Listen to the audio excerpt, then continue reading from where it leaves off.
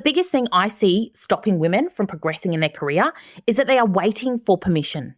They are waiting for someone to tap them on the shoulder and recognize their efforts and their potential. And they're seeking that external validation before they allow themselves to have that success and that career and influence and impact that they really desire and are capable of. Welcome to the Building Up Women in Property podcast. I'm your host, Rebecca Bangura, and I'm thrilled to have you join us today.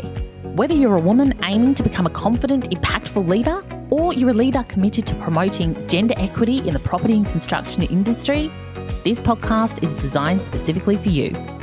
Join me every week to gain insights and inspiration that will leave you excited and confident about taking your next steps. Thank you for tuning in. Now let's dive into today's topic. I was running a workshop this week and we were talking about the barriers that stop women from stepping up and having the career they dream of. And I hear the same thing every time I ask this question. Like, what is stopping you from being that biggest version of yourself, from really living into your full potential? And lots of things come up. But I think above all else, the one key thing that keeps women stuck is that they are waiting for permission. They are waiting for someone else to recognize in them their skill, their ability, and their potential before they go after the things that they want, before they have the impact that they desire to have in the world and create the level of success that they want to have in their careers.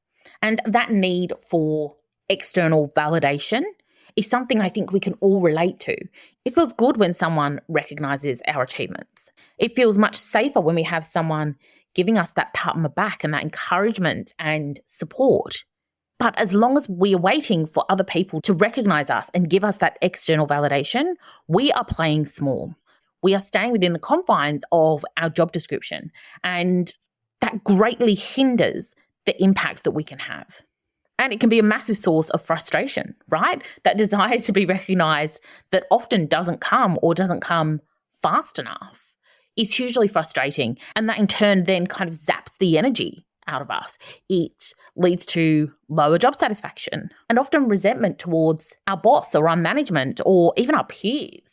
And none of those things are healthy, and none of those things help us to be the best version of ourselves or to show up in an empowered way.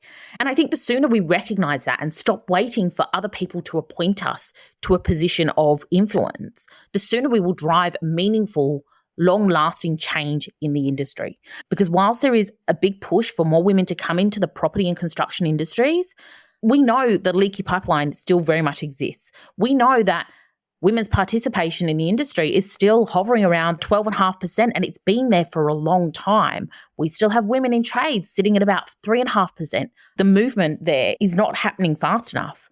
And I think the thing that will really move the needle in terms of participation rates and leadership of women in the industry is when we stop waiting to be asked, stop waiting for that positional power that comes with the title, and instead move to being leaders in our own careers, in our own lives, and drive the industry forward through the work we do and the impact that we have.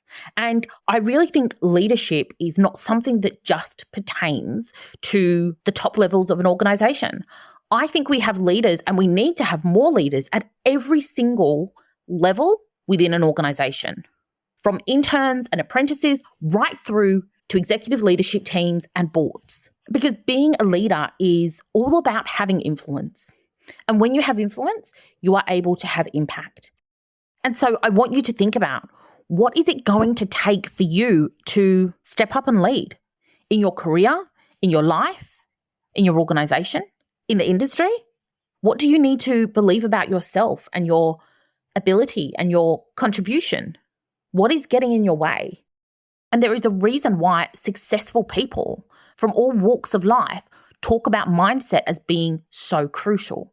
Because the way that we think of the world, and more importantly, the way we think of ourselves, it influences every single thought we have, which then drives the feelings we have and our emotions. And from those emotions and feelings, we take certain actions, which create results. Now, I know that this can be a difficult thing to really get our heads around because, frankly, we are never taught about how our brains work. We are never taught to really stop and analyze our thoughts and the feelings and what is driving our behaviors, which is crazy when we think that our brains really do control and influence everything we do. And every single day we are having about 70,000 thoughts, which is an incredible number when you consider there is 86,000 seconds in a 24-hour period. We are having almost a thought a second. And our brain is constantly going through this process of filtering these thoughts. And it filters them based on the long-standing beliefs we have about ourselves. And we are not even aware of the vast majority of thoughts we have. Yet they are determining our behaviors and our actions. And I want to give you an example of this. I want you to think about within your own organization, there is a job posted online.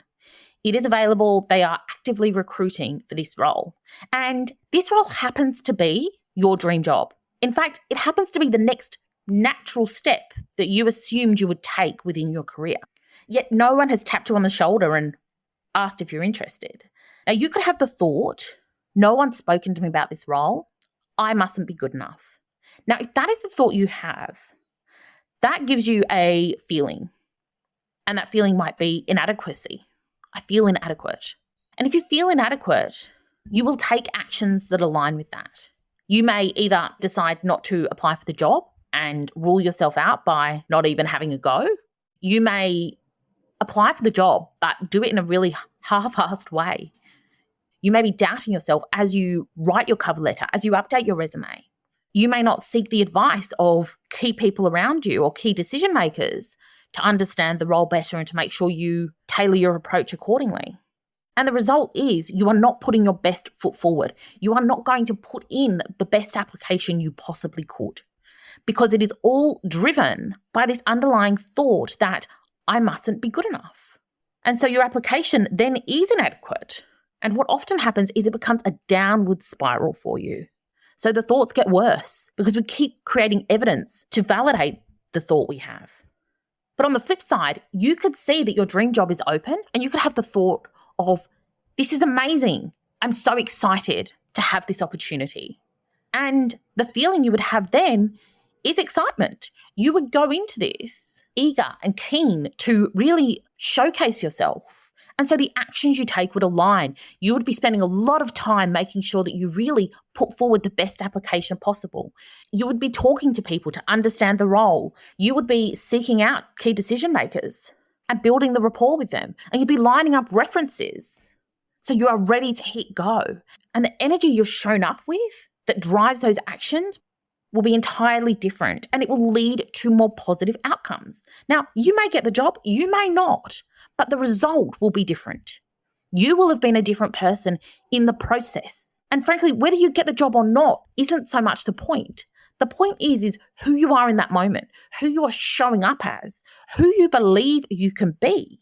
And if you don't get the job, you're going to take away some key lessons, and you will have developed experience in the process of applying for the job. And you'll be asking questions to gain feedback and insight. What do I need to do next? What would make me a great candidate for this role? You would be gaining information that is valuable to help you get to where you want to go. But that can only happen when you decide that's what you're going to do. When you decide that you are going to take complete ownership of driving forward your career, of driving forward your life in a way that aligns with what you want to do. And the harsh reality is it's not up to other people to advocate for us. We need to be the people that advocate for ourselves first and foremost. That is actually just part of being an adult. You need to have your own back, and you need to be your number one priority and your number one advocate. This is hard for so many people, but particularly for women, because we are taught from such an early age that we are nurturers, that we care for others, and that is our role in society. And whether that was explicit for you growing up or not, that is the overtone and the stereotype that our culture has set for women. And so that lives in each of us, that belief that we should be putting other people's needs before us. And we need to let go of that. We need to stop waiting for other people to tap us on the shoulder and tell us we're doing a good job. We need to stop waiting for other people to recognize our achievements in order to then step into what we want to do. We need to stop waiting for that external validation and that permission. And instead, we need to give ourselves permission. And in fact, it goes a step beyond that. We need to accept responsibility for ourselves and go out and create the results we want. Not everyone will like it, but that's okay. We need to keep our eye on the prize and make sure we show up for ourselves. Make sure we give ourselves every chance of success and stop waiting for that permission. Because so long as we do, we will continue to see women as the minority in our industry and with less power and less reward and less recognition than our male counterparts. So let's not complain about it. Let's be part of the solution. Let's go out and change that. And that starts with each and every one of us stepping up, getting out of our comfort zone and no longer waiting for permission or that external validation, and giving ourselves the permission and the fuel and the tools to move confidently forward. And I support women every single day to face this challenge and to build the confidence and the skills and the mindset to take big action and create big, impactful careers. And that drives change in our industry. And I know that it is entirely possible for you too. You just need to make the decision and go for it. As always, if you ever need support, reach out to me. You'll find me on LinkedIn. And I can't wait to see what you get up to when you let go of needing the permission of other people.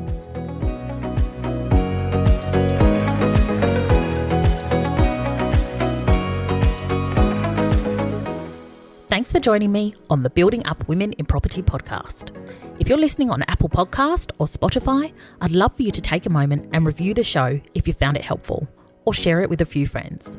Thanks again, have a beautiful day, and I'll see you next time.